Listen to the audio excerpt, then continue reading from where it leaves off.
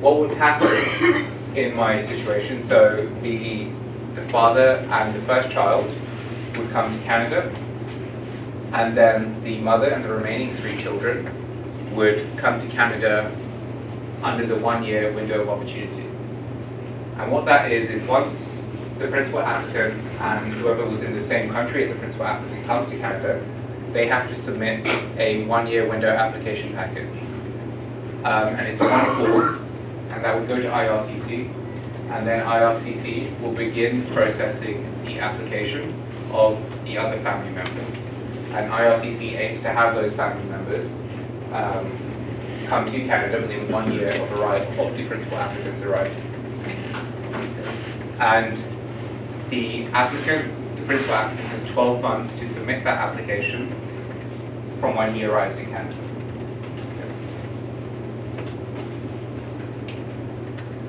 And it's important to include every family member that fits IRCC's definition on this form. So if a family member has been missing, is presumed dead with no official confirmation, has been detained for a very long time, include them on this form. Because if they are not included on this form, they will not be able to come to Canada to be reunited with their family under any immigration stream. So it's very, very important to include them on this form. And in terms of how it works on the sponsor side of things, the sponsoring group is responsible for the whole family, regardless of whether 2 family members arrive this year and the remaining family members arrive next year. Okay.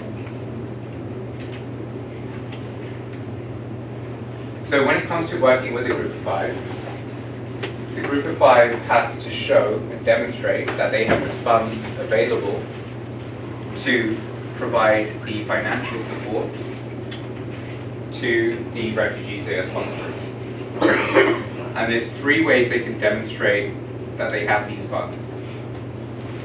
They can put it in a bank account, and they can place it in a trust account or a savings account and get a letter from the bank manager stating that this money is being held in trust or in this savings account for Mr. X, Y, and Z who are being sponsored. And then they would also attach a copy of the most recent statement from that account to show that they have the proof of funds. If they don't have the money for sponsorship already, they can pledge their income every month towards the sponsorship. So in that case, they need to provide a copy of their most recent T4, their notice of assessment. If they're self-employed, they will need their most recent T1 and a letter from their accountant with a copy of the statement of account showing that they have sufficient funds to pledge a certain amount of income every month towards the sponsorship. Or they could do a mix of both. So a sponsoring group, a group of 5, may have half of the money together. They will put that in trust or in a savings account, and they would pledge the rest, the remaining amount, through their income every month. If you're working with a community sponsor, the proof of fund requirements differ slightly. So you would need an audited financial statement for that organization or the group that has been designated as a community sponsor. And it's usually the most recent tax year statement. And then you would need a letter from the Canadian bank to establish that the funds are accessible and are available to this group. And an original letter from the community sponsor attesting to the fact that they do have these funds. Okay. So I'm just going to give you an idea of the costs associated with sponsorship before we look into the forms that need to be filled out for the financial side of things when it comes to sponsorship. So if you're going through the PSR program and you're sponsoring a family of 3, so a mother, father, and child under the age of 19, you need to show to CIC that you have $23,000 available in trust or pledge to providing $23,000 for the 12-month sponsorship period. In terms of how that's broken down, $17,700 would be for income support, and the remaining $5,300 would be for startup costs. And the startup costs cover getting cable, getting a phone line, getting hydro set up, so the initial costs associated with establishing a household. And if you are advising sponsoring groups and you are working with sponsoring groups, please know that this is just a guideline. This is what they need to show to IRCC. What we recommend at RSTP and when we advise sponsoring groups is always budget according to the area that you are living in. Because if I'm sponsoring a family of one, so one individual, and I plan on having that individual settle in downtown Toronto, $12,600 will probably eat up most of the rent for the property he's going to be staying in. So do budget according to the area that the sponsoring group is located and where the refugee will be settling. Okay. So in terms of, so these are the overall numbers for sponsorship, but there are ways of reducing the overall cost associated with sponsorship. And you can do that through the in-kind deduction table. So this again is produced by IRCC, and it's available on our website, and I can send a copy of this to you after the presentation. So if I'm sponsoring a family of 3, and I have a 2-bedroom house that's fully furnished and ready to go, I can deduct $7,800 from the $27,000. Because it's fully furnished and it's ready to go, I can also deduct $375 from the startup costs. So sponsoring groups are advised to use this to reduce the cost of sponsorship whenever they have certain things available. And we have seen sponsoring groups across Canada have been doing clothing drives, food drives, in preparation for sponsorship in order to lower the cost of sponsorship. Some sponsoring groups have property and a place for the refugee family to live already, so that they can deduct the money for shelter from the overall cost of sponsorship. It's important to know that this is this is the maximum that you can deduct for in-kind donations.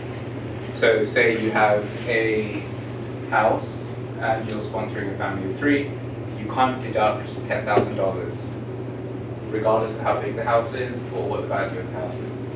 You can only deduct $7,800 from the total cost of the sponsorship. So this is one of the forms that needs to be completed if you're a group of 5. It's the settlement plan and financial assessment plan. And on this form, this is where IRCC asks groups of 5 to demonstrate how they're going to, or to show how the money that they've raised for the sponsorship, what the breakdown is. So how much is going to be allocated to clothing, furniture, household startup costs, food staples, etc., etc. And on the second column, they have the in-kind donations. So you would only fill one or the other. You would not fill both of these columns for each of the sections. So if you already have clothing, you can take, if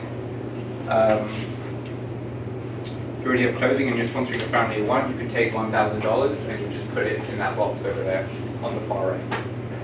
And you put the totals at the bottom. And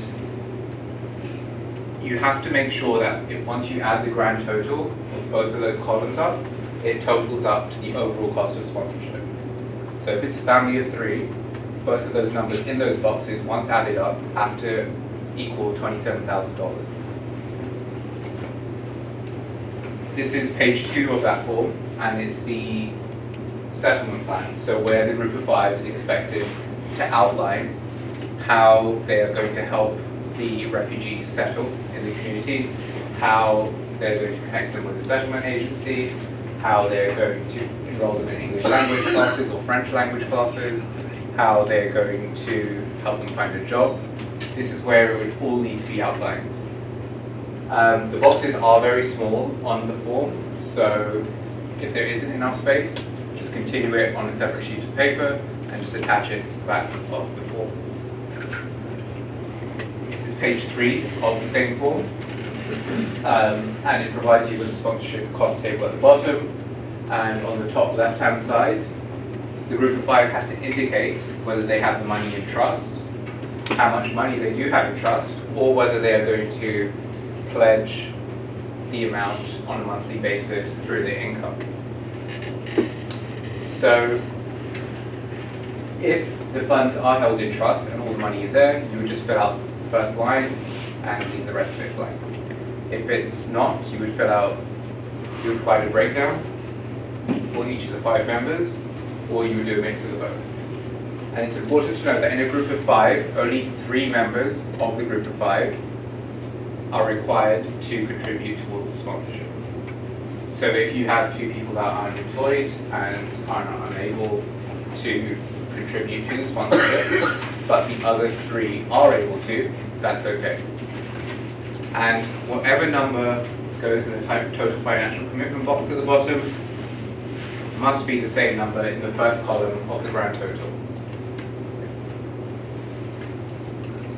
And then on the right-hand side, IRCC will conduct its own assessment once you send the application to them. So they'll see what the total cost of sponsorship is, what in-kind donations the group has committed to, and see what the total final cost of sponsorship is, and see whether that amount matches up with the amount that the group has put on there. So this is the financial profile form. It's a 1-page form, and each member of the group of 5 needs to complete this form if they are pledging their income. If the money is already in trust and the entire amount is in trust, nobody from the group of 5 needs to fill out this form. And one question that people often overlook is how many people in Canada is the person that is completing this form out currently responsible for. So if, say, my wife and I have 2 children and I earn $50,000 per year, realistically, I can probably support myself and my first child. And my wife also earns $50,000 a year. She's able to support herself and our other child. So in that case, if I was filling this form out, I would put 2. So I'm able to support myself and my first child through my income. And how IRCC assesses this, they use the sponsorship cost table at the bottom. So if you're a family of 2, you have to show, if you're responsible for 2 people, you have to show that you're able to provide them with $21,200 through your income. I hope that makes sense. Is there any questions on that?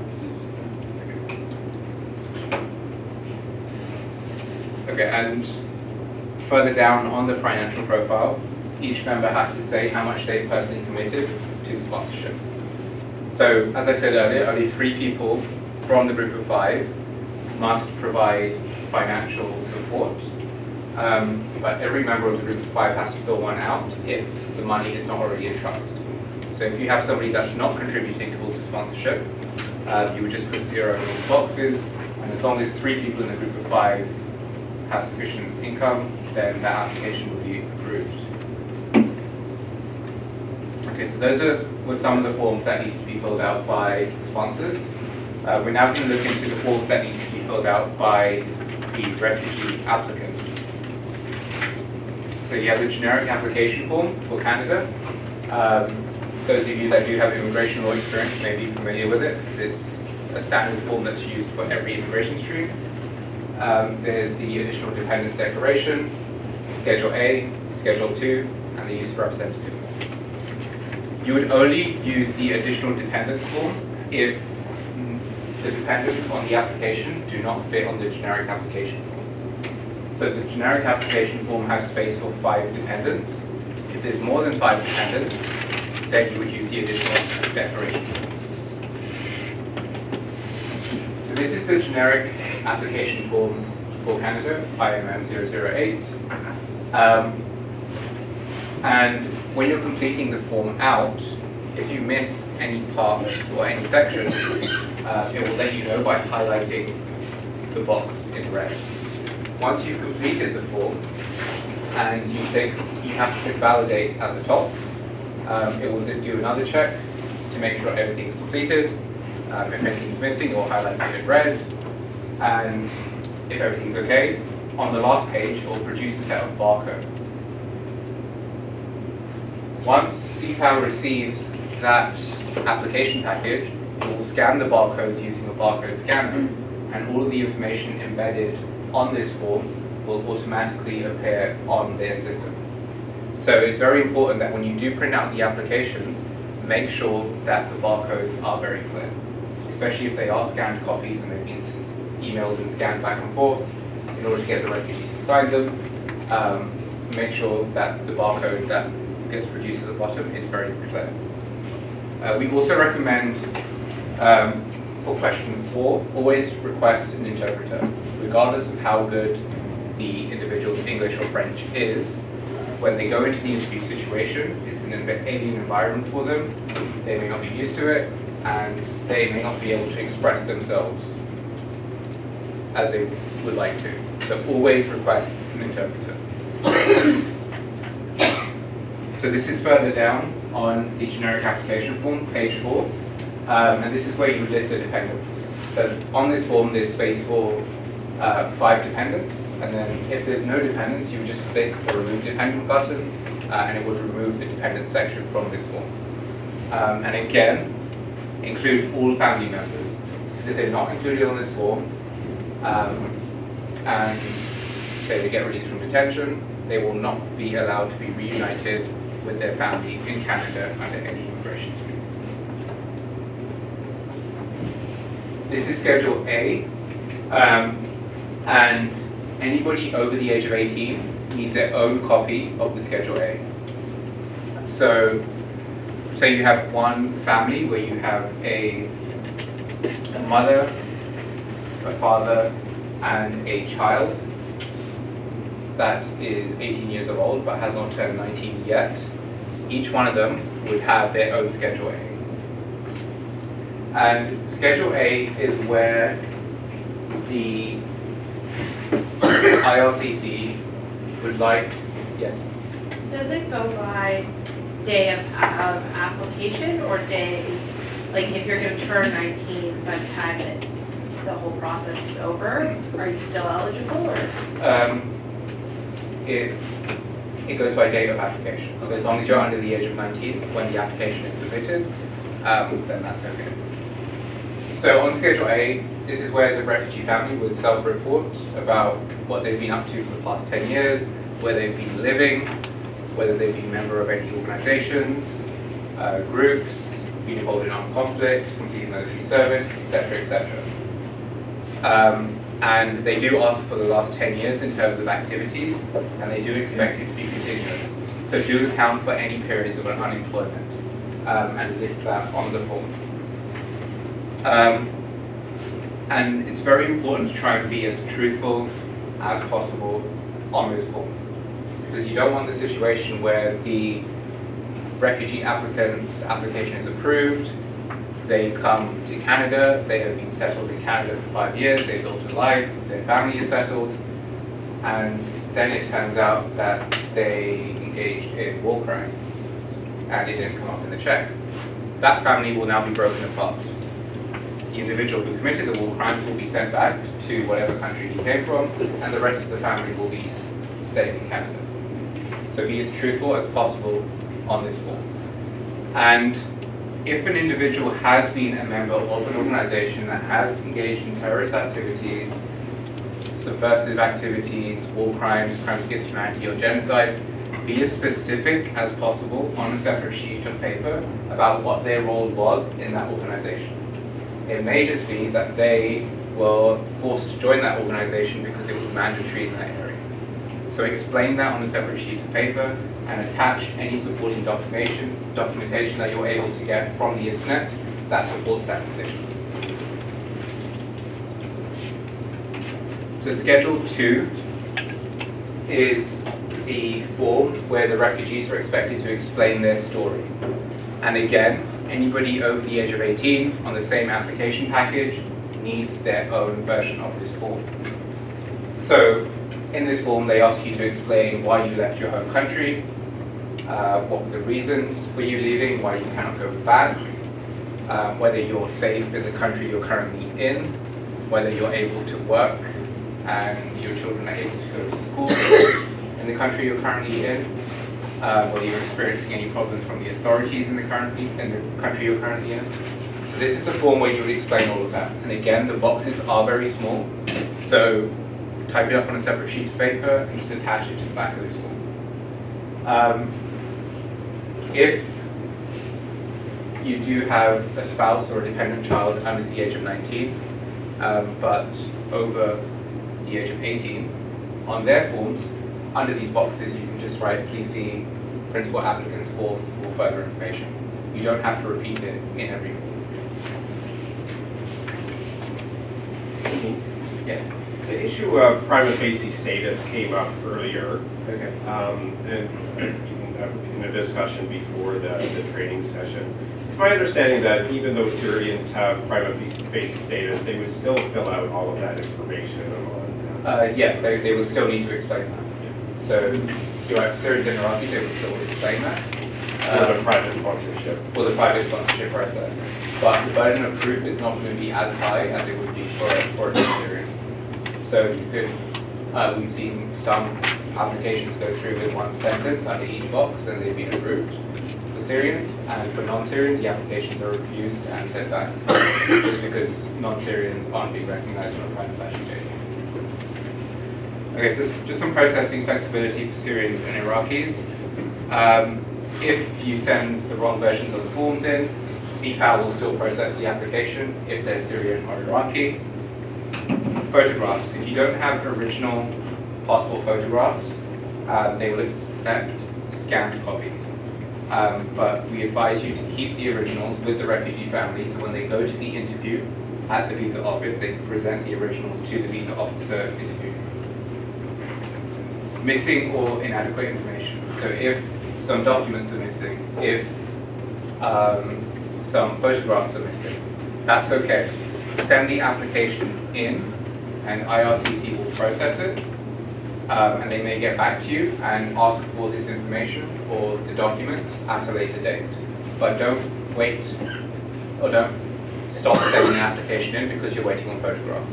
If they're Syrian or Iraqi, they will give you time to provide that documentation once the application has been sent in. So for signatures, IRCC is currently accepting scanned signatures from all sponsoring groups for Syrian and Iraqi nationals. For all other nationalities, if the sponsoring group is a group of 5 or community sponsor, they do need the original signature. Okay, so just some tips on the application forms. Opening the forms can be very tricky, and we recommend that you use Adobe Acrobat or Adobe Reader to open the forms.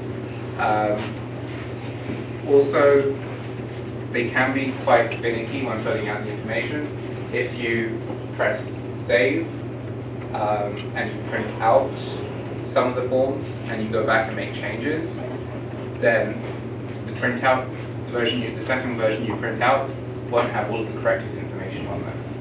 So do make sure that all the application forms are correct before printing them out. Otherwise, it will just be a lot of work for you and the sponsoring group that are completing them. Always try to use the latest versions of the forms. We always keep the latest versions on the RSTC website, but they're also accessible on IRCC's website. And try to explain inconsistencies. So if there's missing documentation, if there's missing photographs, explain that in a cover letter. If the individual was a member of a group that engaged in terrorist activities, but he was forced to join that group, explain that in a cover letter and attach supporting documents that shows forced recruitment into that group. And provide supporting country documentation as much as you can. So just supporting country documentation to support the refugee story. If there's some news articles or country condition documents that speak to the same points within the refugee applicant story, include those within your application. Okay, we're almost coming to the end of my portion. So if you're sponsoring a refugee from Turkey, it's important to note that everybody leaving Turkey needs an exit permit from the Turkish government. And when it comes to refugees, the only way they can obtain that exit permit is registration with the Turkish authorities. It could be registration with the local police station, registration with the local government office. It doesn't matter, but there needs to be some sort of form of registration with the Turkish government. Otherwise, they will not be allowed to leave Turkey, regardless of whether their application has been approved. And these are just some examples of what valid registration documents look like. On the left here, you have a registration permit, and on the right, you have a refugee registration permit as well. So the Turkish government will issue an exit permit if they have a registration document, a refugee registration permit, a residence permit, a driving license, a police registration document. So any of those documents are okay, but it's important to make sure that you do have those. Okay, so does anybody have any questions? Yes? If one member of the family is inadmissible, is the full application denied?